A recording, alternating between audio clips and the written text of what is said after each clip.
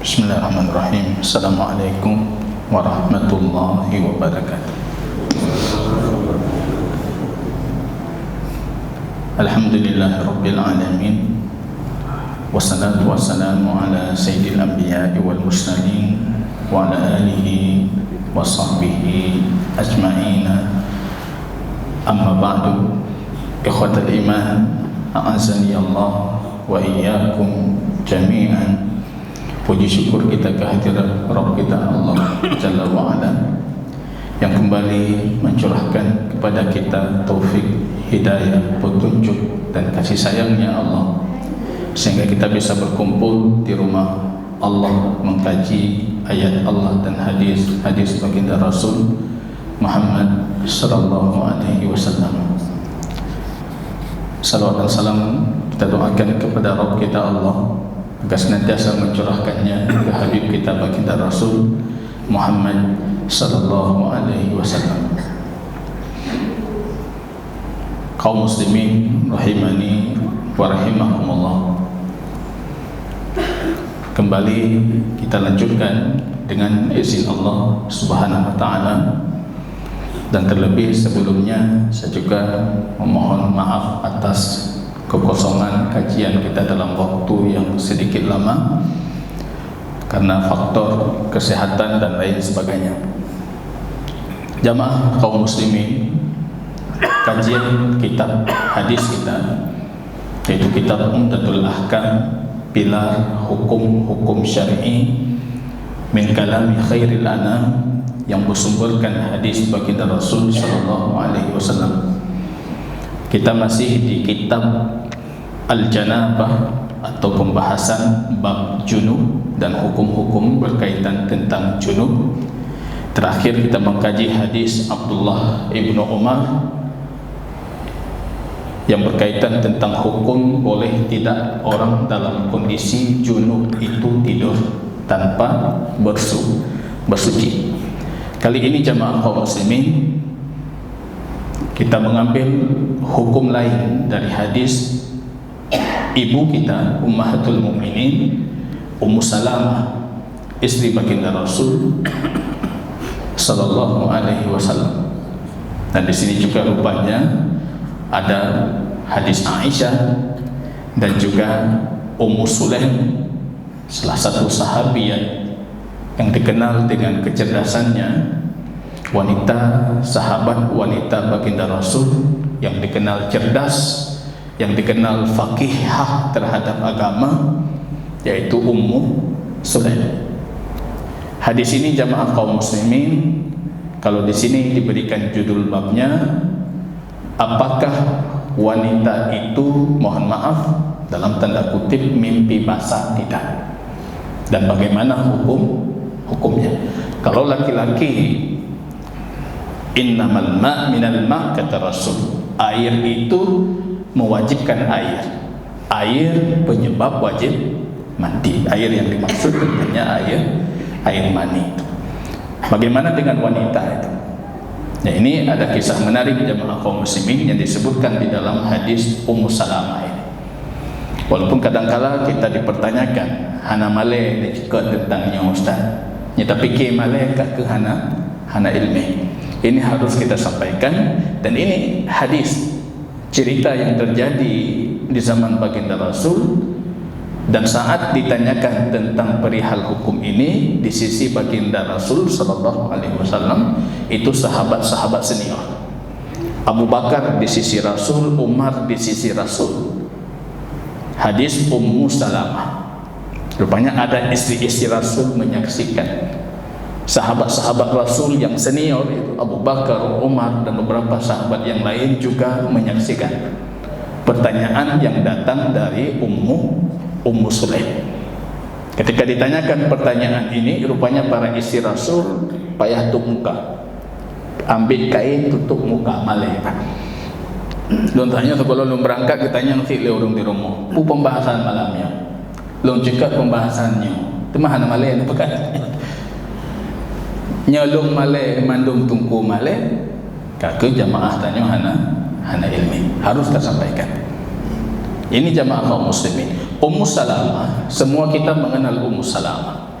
yaitu salah satu dari istri baginda Rasul yang dinikahi oleh baginda Rasul setelah wafatnya Abu Salamah. Abu Salamah itu sahabat Rasul yang sangat mulia, hijrahnya 2 kali. Dalam segala kebaikan beliau di depan. Maka ketika wafatnya Abu Salamah, Ummu Salamah dikunjungi oleh baginda Rasul dan bertanya kepada Rasul apa yang harus beliau lakukan. Sulit sekali ditinggalkan oleh Abu Salamah. Rasul mengajarkan kita doa itu yang patut kita hafal itu.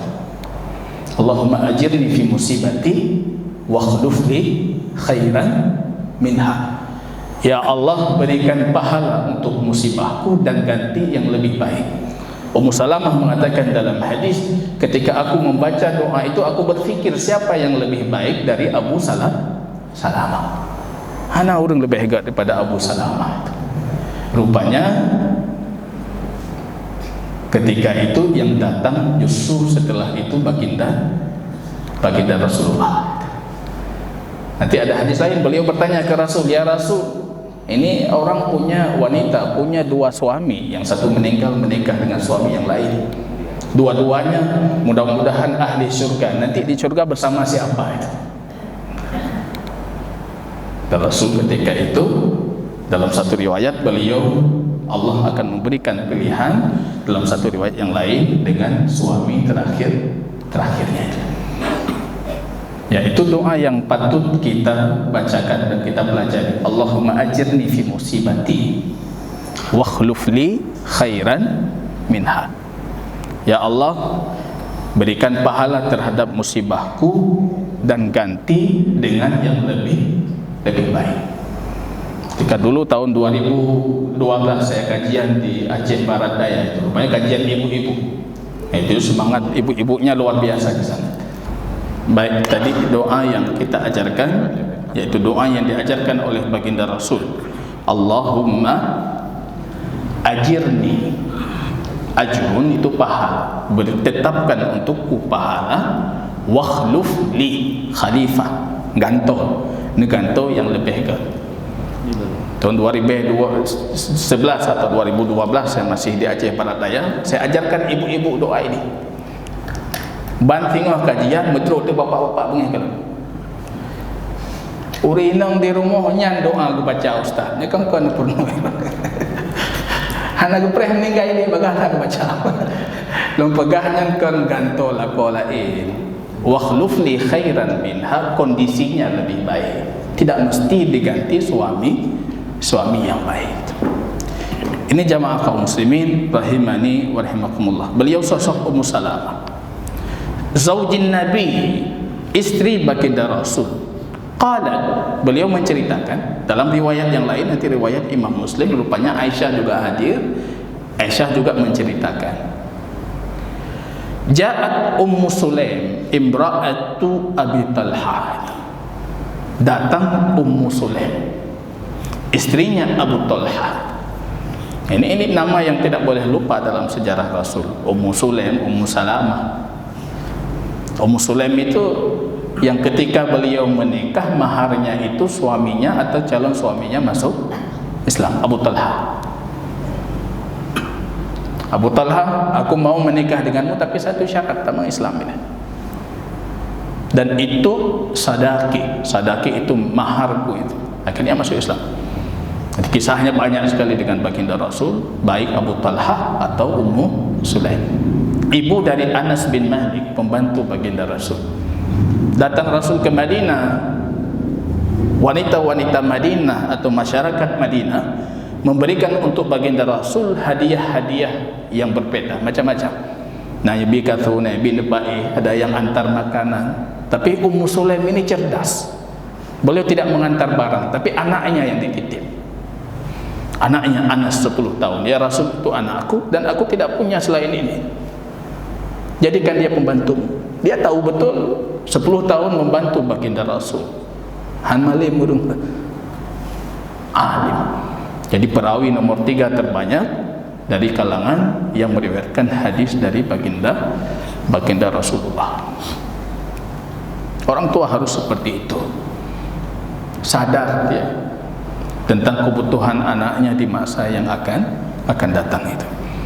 Ini hadis jamaah kaum muslimin ditanyakan oleh Ummu Sulaim, istrinya Abu Talhah, kepada baginda Rasul sallallahu alaihi wasallam, dan dipersaksikan oleh beberapa sahabat Rasul yang senior. Beliau bertanya mengatakan, "Ya Rasulullah, ya Nabi Allah, ya Rasulullah, Inna Allah la yastahi minal haqq." Allah itu tidak pernah malu dari kebenaran. Allah hanya malu dari kebenaran. Ini di sini kalau kita kaji lebih lanjut secara akidah, ada penetapan sifat malu untuk Allah. Itu ijma' para ulama. Allah punya sifat malu, Pak. Dalam satu hadis Rasul mengatakan, Innallah hayyun. Salah satu nama Allah Al-Hayyu. Kalau Al-Hayyu yang maha hidup, Al-Hayyu yang maha pemalu. Salah satu malunya Allah dalam hadis, Hayyun Karim. Allah maha malu, tapi Allah maha dermawan.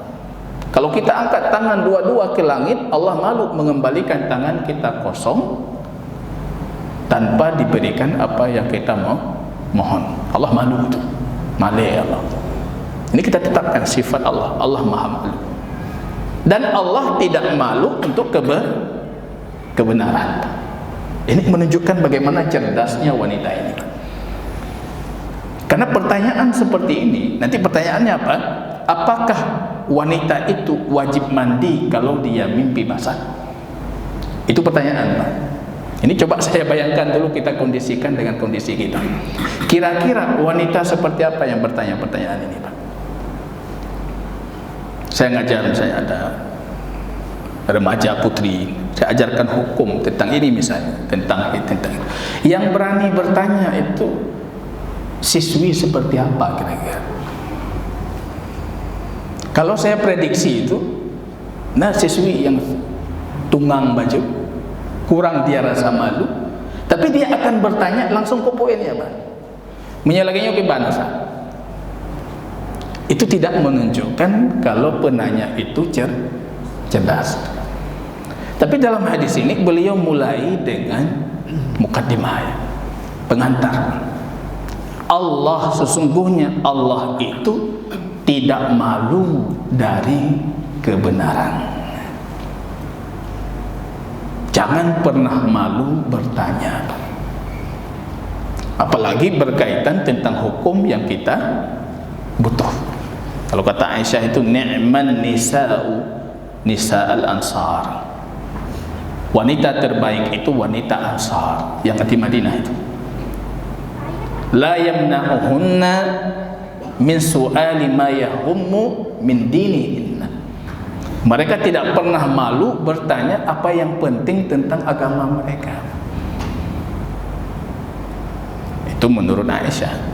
Tapi kalau Aisyah hidup di zaman kita, tanya pumurina umur agama lain. Rata kajian, rabhana pertanyaan. Nah, urun temannya bukabih malim urun anak itu.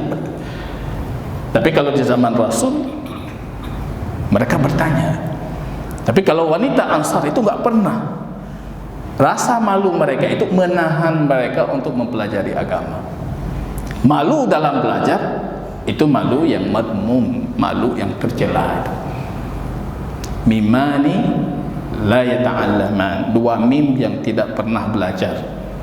Mustahin, pemalu, mustakbir, orang sombong. Kalau sombong hendak kanjit kemalim.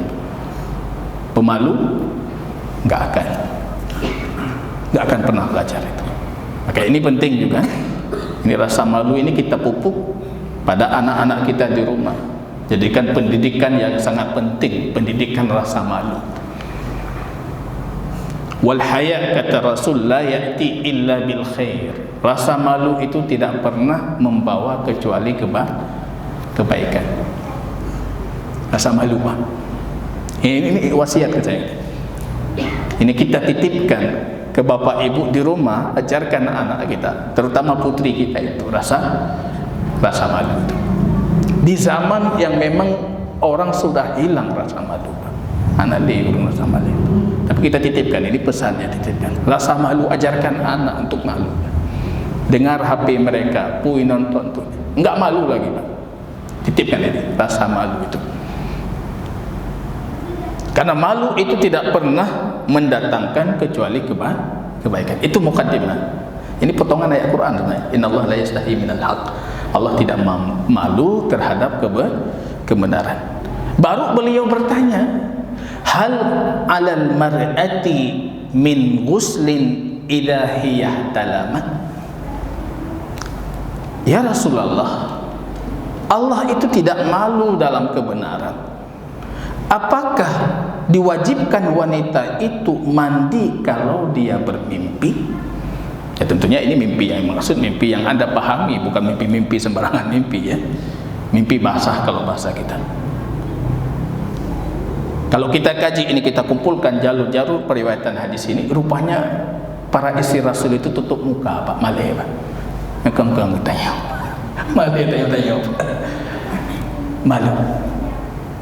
Kalau kita lihat riwayat Imam Muslim, rupanya selesai mereka bubar, datang Aisyah, istri baginda Rasul, ibu kita. Aisyah masih kita kenal sebagai umurnya masih belia. Datang ke Ummu Sulaim mengatakan, qad fadhahtin nisa. Kamu sudah melakukan sesuatu yang membuat malu semua wanita. Fadhahti itu seperti membongkar rahasia wanita itu. Qad fadhahtin nisa. Kamu sungguh sudah melakukan sesuatu yang membongkar rahasia wanita. Tapi ini hukum, Pak. Kalau saya tidak menjelaskan, mungkin ada kaum wanita yang mendengar ini tidak paham. Kalau tiba-tiba dia mimpi basah, ya, mohon maaf, mimpi melakukan itu dalam mimpinya, baik sudah menikah ataupun belum menikah. Tiba-tiba ketika bangun, rupanya mohon maaf tidak ada air mani di pakaiannya. Itu hukumnya bagaimana? Atau sebaliknya, dia tidur mimpi basah, ketika bangun dia dapati ada air di pakaiannya. Itu hukumnya seperti apa? Atau dia tidak tidur, dia tidak mimpi atau tidak ingat punya mimpi basah, tiba-tiba dapat air di pakaiannya. Itu hukumnya seperti apa? Kalau kita tidak jelaskan, siapa yang bisa memahami hukum ini tanpa belajar, Pak? Oke, ini saya menjelaskan pun malu sebenarnya, tapi harus tambah harus kita jelaskan itu. Hal 'alal mar'ati min ghuslin idza hiya talamat. Apakah wanita itu diwajibkan mandi kalau dia bermimpi? Para ulama mengatakan, kenapa istri-istri Nabi yang lain terkejut dengan pertanyaan ini? Karena mimpi basah bagi kaum wanita itu jarang, Pak.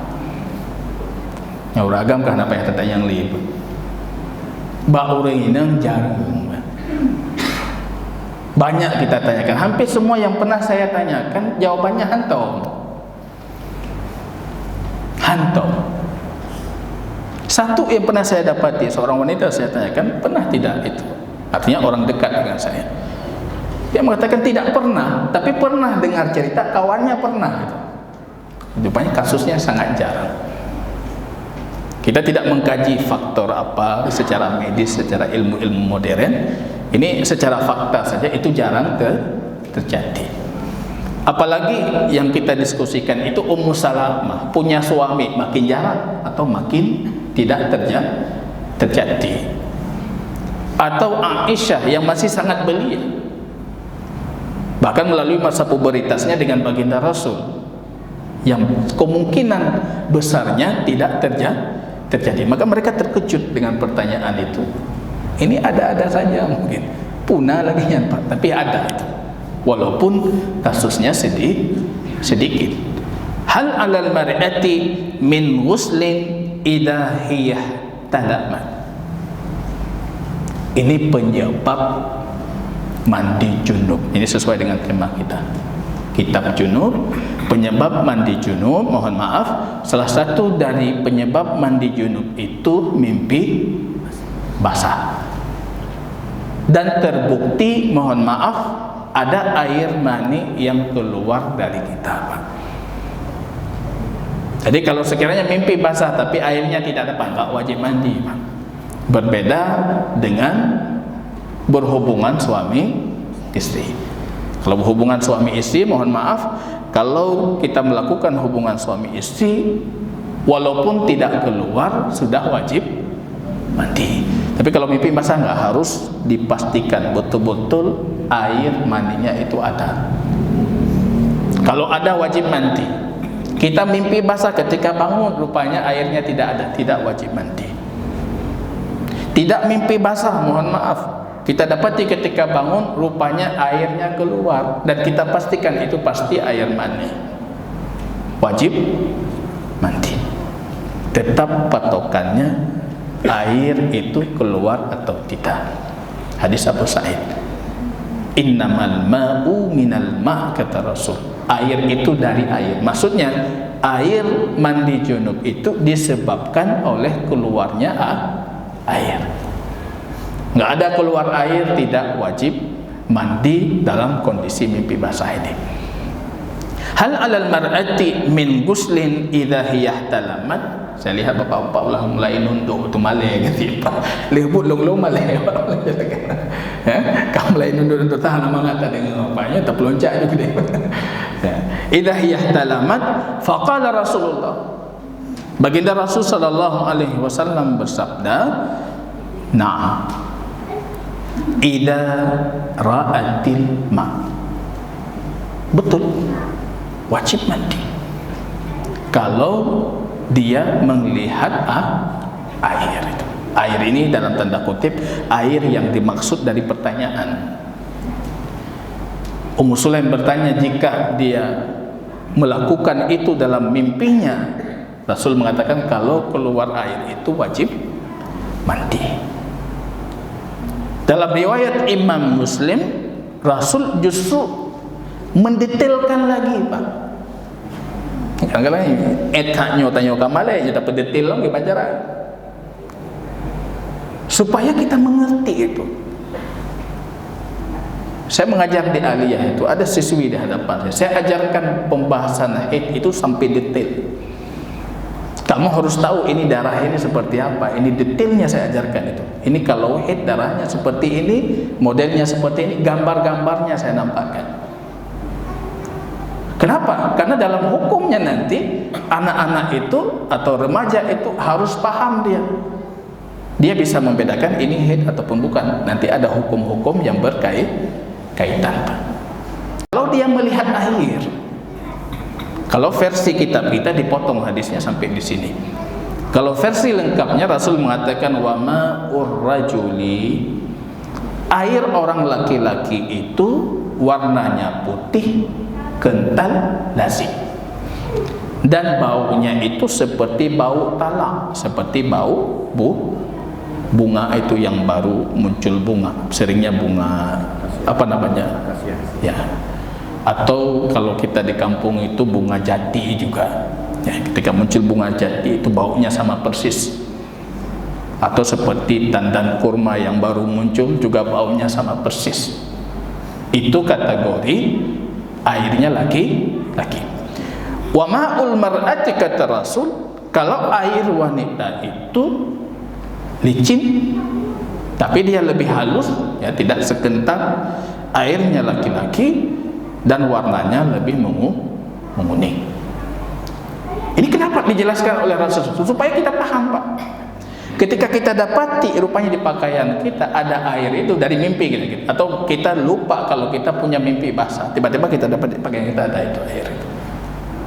Kalau kita paham, oh ini air ini, berarti hukumnya wajib mandi, Pak.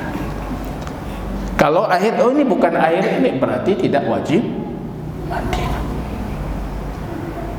Yang menariknya saya baca kitab Al-Haywanat karya Imam Al-Jahiz. Itu semua detail tentang hewan, Pak. Kalau sekarang ilmu apa namanya itu? Ilmu tentang animal, itu tentang zoologi. Itu sebenarnya muara ilmu itu dari Imam Al-Jahiz. Jadi itu masalah dari sisi akidah, beliau Mu'tazilah. Tapi ahli bahasa, ahli ilmu yang luar biasa. Punya kitab namanya Al-Haywanat. Detail tentang hewan beliau sebutkan itu. Rupanya satu yang menarik ketika beliau menyebutkan, mohon maaf, airnya laki-laki itu persis seperti kencing kelelawar. Beliau sebutkan dalam bukunya Al-Haywanat. Beliau menyebutkan kisahnya, rupanya ada seorang suami yang dari perjalanan jauh pulang ke rumah, kemudian mendapati, mohon maaf, air seperti mani itu di kasur istrinya, Pak. Tahu agama merempok lagi nya, keluar dari mulutnya, "Talak kamu, aku ceraikan." Dibawa ke hakim, rupanya hakimnya paham. Datanglah ke rumah, diteliti, oh nya. Kalau boron, kakena tali juga kalau bapaknya, itu bukan maninya laki-laki itu. Maka kita harus paham hukum ini, hukum, Pak. Termasuk misalnya tentang haid yang memang kita tidak mendetailkan kemarin. Seharusnya bapak-bapak harus paham itu. Kita punya putri di rumah, kita ajarkan. Kategori pertama untuk wanita yang datang haid itu alimah. Apa itu alimah? Dia paham detail tentang darah haid. Maka hukumnya dia nggak perlu bertanya ke ahli ilmu tentang darah haidnya. Dia cukup menghukumi dirinya sendiri dengan ilmunya. Dia bisa beda, ini darah haid, ini bukan haid. Oh berarti saya masih dalam kategori haid. Kenapa? Ini masih darah haid. Itu kalau sekiranya wanita itu paham dan bisa mengklasifikasi tentang darah yang keluar dari tubuhnya itu. Ya, maka di sini Rasul mendetailkan.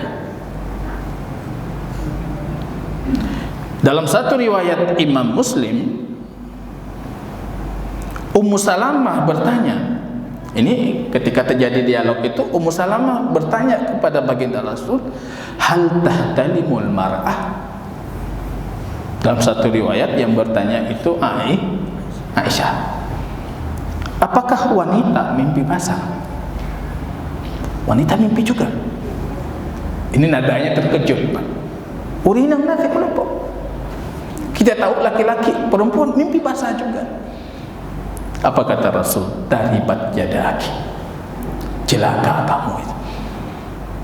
Celaka kamu itu bukan maksud sesuai dengan lafaz, tapi ini kalimat yang keluar dari mulut orang Arab, tapi tidak dimaksud lafaznya apa. Dalam bahasa kita saya nggak tahu ini ada nggak tek-tek demikian atau kata-kata seperti itu, tapi dalam bahasa Arab banyak itu. Kalau kita tidak paham, diterjemahkan secara bebas, sehingga kita berpikir ini Rasul untuk istrinya saja keras sekali. Celaka kamu itu. Taribat yadaki. Rasul berbicara menasihati Mu'adz ibnu Jabal, saqilatka ummuk, semoga cepat mati ibumu itu. Jadi kalau kita terjemahkan saqilatka ummuk, ibumu itu jadi sakla. Sakla itu wanita yang punya satu-satunya anak, rupanya anaknya mati dan dia menangis di jalan-jalan dia itu dalam kondisi meratapi anaknya. Itu sakla. Tapi Rasul mengeluarkan kalimat itu kebiasaan orang Arab, tidak bisa diterjemahkan. Sakilatka ummuk, berjang mati madrok. Padahal itu bukan maksudnya. Taribat yadak. Sama seperti hadis itu. Tungkahul mar'atu, wanita itu dinikahi karena 4 perkara. Li jamalnya, karena cantiknya.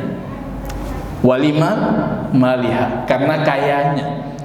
Walihasabiha, karena kehormatannya, kedudukannya itu. Walin nasabiha, bibitnya, karena keturunan siapa dia. Apa kata Rasul? Fadfar bidatid, cari yang baik agamanya dari badjadah, supaya celaka dia. Kan nggak mungkin kita terjemahkan pilih yang baik agama supaya kamu cilaka. Kalau arti taribat yadak dalam hadis ini, itu tanganmu jatuh ke turab, jatuh ke tanah. Apa maksudnya tangan jatuh ke tanah? Jadi seorang fakir yang minta itu. Nikahi yang baik agamanya supaya kamu jadi fakir peminta-minta. Itu kalau kita terjemahkan. Tapi itu maksudnya justru kebalikannya. Kebalikannya apa? Maksudnya itu doa kebaikan. Taribat yadak bukan celaka diterjemahkan. Supaya kamu beruntung. Begitu juga dalam hadis ini, ketika Ummu Salamah bertanya, hal tahtalimul mar'ah, apakah wanita itu mimpi? Apa kata Rasul? Taribat yadaki. Kita terjemahkan apa di sini? Semoga kamu berbahagia, semoga kamu beruntung, semoga kamu sejahtera, semoga kamu baik-baik. Fima tashtabih atau min aina ya'ti syabah. Mohon maaf, kalau wanita itu tidak keluar air itu, dari mana datang kemiripan, kata Rasul?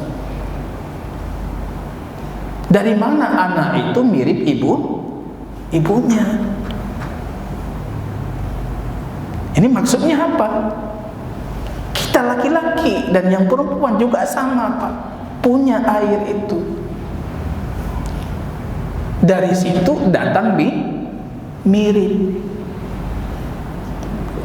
Ya, kita lihat ada anak dan kita kenal kedua orang tuanya, nyohimai. Nah, ni merempak katanya tak nyohiyai. Nah, ni wate obor hiyah wate karaya kahima mutua. Ada yang seperti itu. Saya punya dua anak, semua orang mengatakan tak hiro Ustaz. Bani kandang raya baca itu. Anak hiro Ustaz. Alhamdulillah himaya nak hilung. Ya hilung kameraman. Ada yang seperti itu. Ada yang mengambil kemiripan yang bagus dari ibunya. Dan mohon maaf itu takdir Allah. Ada yang mengambil kemiripan dari ibunya tapi ciri-ciri yang kurang bagus. Ada yang sebaliknya diambil. Dari mana datang itu, kata Rasul? Kalau sekiranya wanita tidak punya air itu. Dari mana? Min aina ya'ti syabah. Dari mana datang kemiripan? Kalau wanita itu tidak punya hal yang sama dengan dimiliki laki-laki. Kalau kita merujuk ke hadis Imam Muslim itu ada yang lebih detail lagi. Kan ini tradisi Imam Muslim meriwayatkan hadis. Riwayat paling kuat itu paling atas hadis. Kalau anda buka Sahih Muslim, titik. Ketika beliau lanjut waja'a fi riwayah atau fi riwayatin, dalam riwayat yang lain, berarti itu riwayatnya kurang dari sisi sahihnya. Dan bahkan bisa jadi lemah, tapi beliau menyebutkan lil isti'nas, cuma untuk menguatkan riwayat yang pertama. Ini ahli ilmu harus paham ini. Ada tengku datang ke saya, kenapa orang mengatakan saya Muslim itu semuanya saya dapati ada riwayat, padahal riwayat yang disebutkan riwayat Pak Ujung. Riwayat Pak Ujung. Dalam satu riwayat Imam Muslim, rupanya di sana disebutkan fa iya'lu ma'ur rajuli, kalau sekiranya yang paling dahulu keluar itu airnya laki-laki, kata Rasul, maka anaknya akan mirip dengan keluarga si laki-laki. Dalam satu riwayat wa yasbiku itu mendahului. Kalau ya'lu di atas, lebih kuat. Maka para ulama di sini ada dua penafsiran. Penafsiran yang pertama, mohon maaf, lebih cepat keluar. Penafsiran yang kedua, lebih kuat atau lebih banyak airnya. Ini saya tidak paham secara ilmu medis.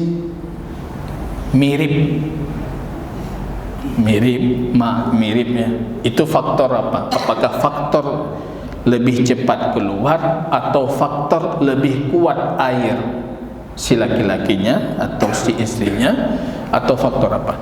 Karena memang genetik gitu. Wanita XX, laki-laki XI. Ya, ada detailnya itu supaya waktu turunannya mirip apa kan? Nah, termasuk dari sisi nanti jenis kelamin ya. Tentunya Rasul berbicara dengan bahasa yang dipahami kaumnya apa. Makanya dijelaskan oleh Rasul naiknya kai plung. Yang kabring mana itu bilang anak kemah agamanya. Nah, tapi Rasul menjelaskan secara bahasa umum saja. Wa iya'lu, kalau sekiranya air si laki-laki itu yang di atas, maka anaknya akan mirip dengan keluarga si laki-laki, mirip bibinya, mirip pamannya, mirip ayahnya. Wa in ya'lu ma'ul mar'ati, kata Rasul, kalau air yang perempuan itu di atas, maka mirip dengan keluarga si ibu. Dalam satu riwayat, wa iyasbik, kalau airnya lebih mendahului, maka akan mirip dengan keluarga si laki-laki. Kalau air si wanita yang lebih mendahului, akan mirip keluarga si wanita. Itu hadis. Dan begitu Rasul menjelaskan. Wa inna Allah la yastahi minal haq. Allah tidak malu dari kebenaran.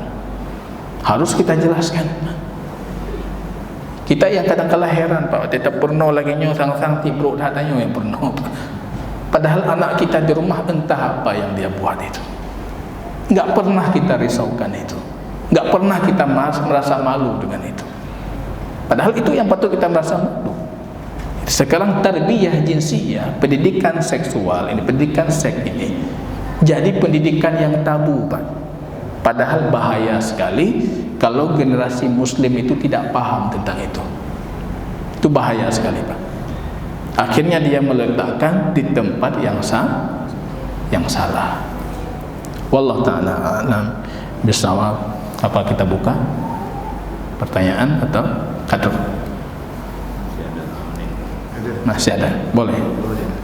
Silakan kalau ada yang perlu didiskusikan, baik tentang hukum junub secara umum ya, atau hadis sebelumnya, atau hadis yang sedang kita kaji.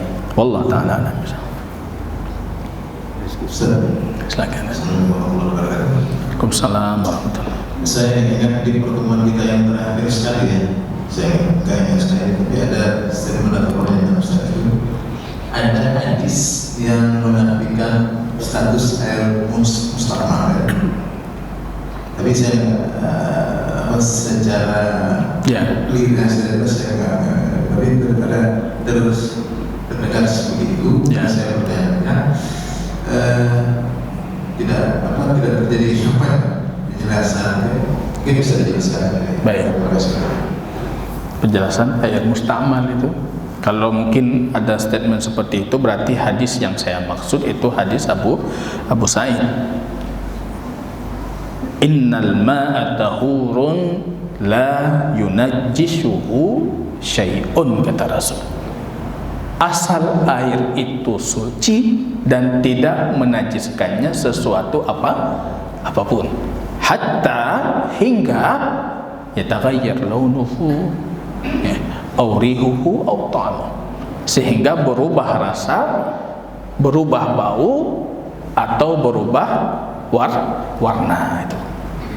Itu hadis yang sangat gamblang itu kalau dalam kita belajar fikih itu namanya dhabit fikhi. Apa maksud dhabit fikhi? Satu kaidah yang bisa merangkum semua pembahasan yang sejenis dari satu bab fikih. Kalau merangkum semua pembahasan fikih dari semua bab, itu namanya kaidah fikhiyah. Itu qawaid fikih. Kalau dhabit fikih itu cuma satu bab. Kalau untuk dhabit fikih tentang air, itu hadis itu. Al-ma'u tahurun, kata Rasul. Air itu suci dan tidak ada sesuatu yang menjadikan dia najis, hingga kategorinya 3, berubah rasa, berubah warna, berubah bau. Itu yang dipegang oleh madhab Maliki. Maka kalau Anda bertanya pendapat pribadi, madhab paling bagus tentang air madhab Maliki itu. Para ulama enggak menyaksikan itu. Termasuk Abu Hamid Al-Ghazali. Imam Al-Ghazali mengatakan, alangkah kalau sekiranya madhabku tentang air itu seperti madhabnya Imam Malik. Itu pernyataan Imam Abu Hamid Al-Ghazali. Tapi kata beliau, apa boleh buat, tapi mazhabku Syafi'i. Syafi'i Hambali itu pun mazhab yang sedikit reward tentang air ini tidak gamblang, Pak. Hambali juga sama, Pak. Kadang-kadang kita berpikir Hambali itu enggak, Hambali sama. Tapi banyak fatwa-fatwa ulama di Saudi misalnya tentang air itu justru tidak mengikuti mazhab Hambali, walaupun secara mazhab mereka mengikuti Hambali. Mereka mengikuti mazhab Maliki. Nah, mazhab Maliki itu paling gamblang. Air itu baru dikategorikan tidak suci kalau sudah bercampur dengan najis hingga merubah rasa, merubah warna atau bau itu. Hadis itu bisa kita katakan atau diklaim sebagai pembatal hukum air mustamah. Tentunya banyak hadis yang lain, bukan cuma itu. Ya, termasuk Imam Ibn Qayyim mengatakan kalau ditanyakan tentang hukum air mustamal, aku bisa membawa untuk menjawab itu dengan 100 hadis. Banyak sekali. Rasul mandi dengan Aisyah, hadis yang kita pelajari. Kalau sekiranya mustamal itu maksudnya air yang sudah digunakan untuk fardu taharah, bersuci wajib, air yang jatuh dari bersuci wajib itu dikategorikan mustamal dalam mazhab fikih. Jadi orang mandi itu air kita jatuh juga ke situ, kita mandi lagi, Pak. Apalagi mandi berdua seperti yang dilakukan oleh baginda Rasul dengan Aisyah. Yang kita katakan itu inaknya cuma 3 liter. Mereka mandi berdua. Kalau kita asumsikan mereka membagi 50% berarti siliter setengah kemana, Pak? Apa mungkin air itu tidak jatuh lagi ke dalam bejana yang sama? Ya tidak mungkin. Tanya mana pirulum dalam, Pak. Nah ini semua dari dalil ini menguatkan pandangan air mustamal itu tidak ada. Tapi dalam mazhab Asy-Syafi'i itu hukum yang muktamad, adanya air mustamal. Wallahu ta'ala alam bisawab. Dan masuk waktu salat Isya. Mudah-mudahan berkah. Subhanakallahumma bihamdika asyhadu an la ilaha illa anta astaghfiruka wa atubu ilaik. Assalamualaikum warahmatullahi wabarakatuh.